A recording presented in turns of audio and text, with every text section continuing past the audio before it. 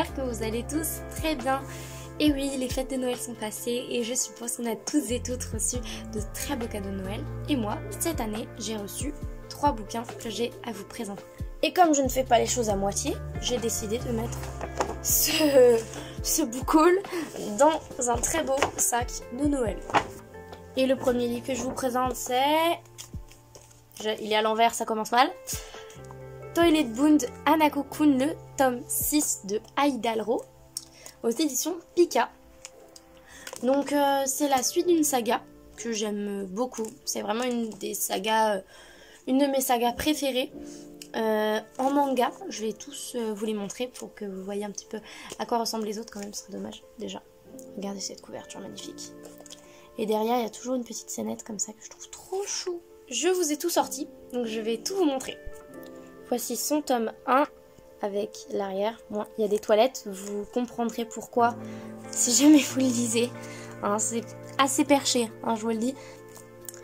Ensuite, le tome 2 avec donc les 2 personnages principaux, comme ici il y a le personnage principal. On a Hanako et Yashiro. Et j'ai oublié de montrer derrière.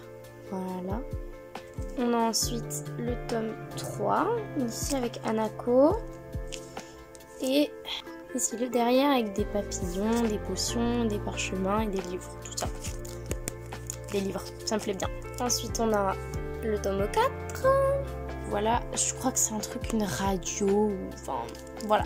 Et le tome 5 dans l'esprit un peu Alice au Pays des Merveilles, j'aime bien. Et ici aussi.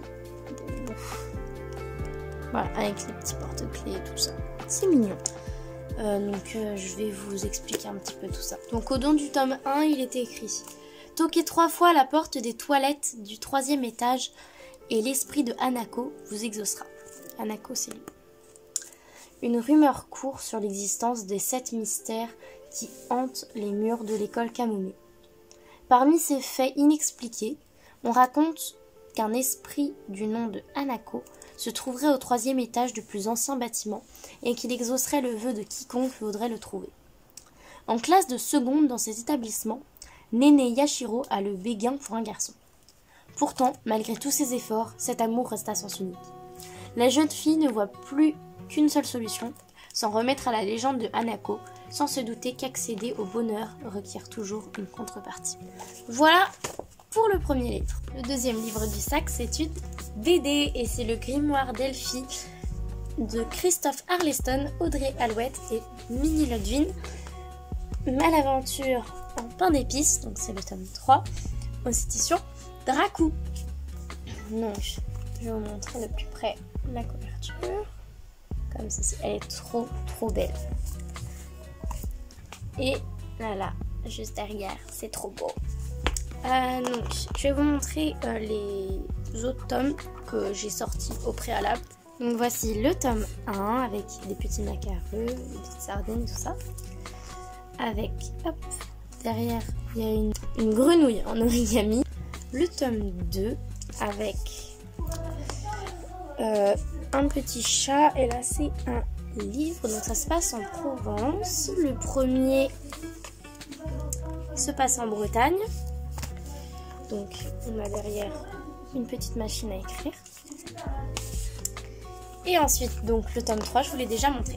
Vous allez me dire, oui, mais t'es bien gentille, mais pourquoi ça se passe dans certains lieux de France comme ça? D'ailleurs, le tome 3 se passe en Alsace, j'ai oublié de vous le dire. Donc, je vais vous expliquer le pourquoi du comment. En fait, c'est l'histoire de Elphie et de ses sœurs Louette et Magda qui ont perdu leur maman dans un incendie. Magda, elle a perdu... Alors, laquelle est laquelle? Louette, c'est la plus grande et Magda, c'est la plus petite. C'est la cadette. Magda, elle a perdu sa jambe dans l'incendie. Donc, Louette, quand elle a eu 18 ans, elle est partie à Londres et elle a acheté un bus anglais qu'elle a transformé en librairie. Ensuite, elle est allée voir un juge et elle a demandé la garde de ses 2 petites sœurs, ce que le juge a accepté. Et donc, elle a pris Magda et Louette avec elle car avant elles étaient chez leur tante Delphine qui ressemble à ça. Voilà, c'est la dame brune là.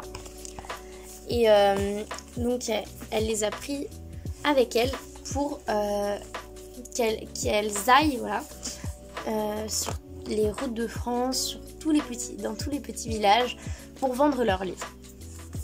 Et donc c'est une histoire vraiment très très cosy.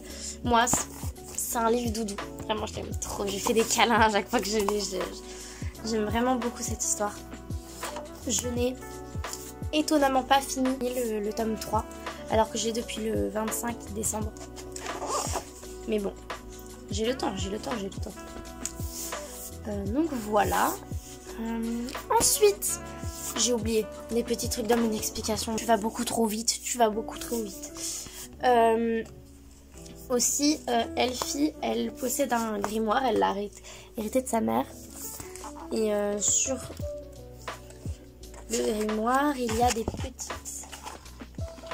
petites pierres. Je pense que vous pouvez les voir. Voilà. Qui en fait, quand elle s'allume,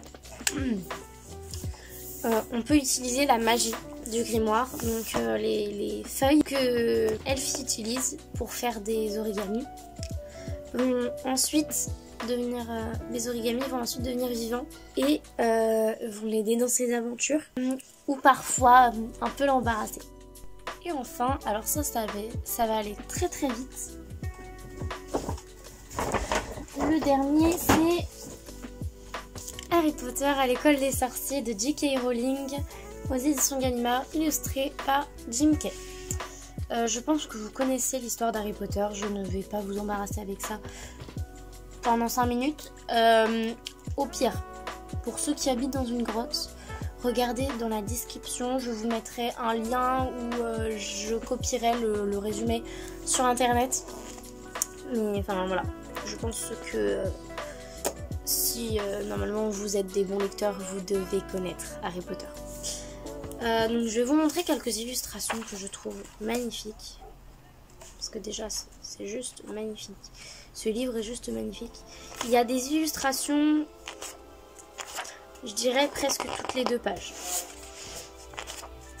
Celle-là, elle est juste incroyable. Avec l'illustration qui s'étend sur les 2 pages avec les araignées. Elle est incroyable celle-là. J'avais trouvé le Choixpeau aussi. Je sais plus où il est. Faut que je vous le retrouve. Il faut que je vous le retrouve. Ah, voilà. Le Choixpeau. Il est totalement différent de ce qu'on voit dans les films, hein, clairement. Mais enfin voilà. Donc il est juste magnifique et en plus, ils sont trop bons. Je sais, je suis un peu folle, hein, mais j'aime bien sentir les livres et celui-là, ils sont trop bons. Vous savez, le papier à photo un peu. Voilà. Mais voilà, c'est vraiment magnifique. C'est vraiment une super belle édition. Alors, j'avais déjà les 2 premiers en format poche, comme ça, chez Folio Junior. Mais le format j'aime pas trop le format poche. Ça me dérange un peu. Ça me dérange dans ma lecture. Alors... One eternity later. Donc ouais, j'aime pas trop le format poche. C'est pour ça. Et ou sinon, je voulais absolument aussi les lire en VO. Donc ça, on verra. Donc ils vont rejoindre ma belle pile à lire qui commence un peu à bien se remplir. Oui, ma pile à lire, ouais, elle commence un peu à bien se remplir là. Juste là, je sais pas si vous voyez. Peut-être que je le mets mal.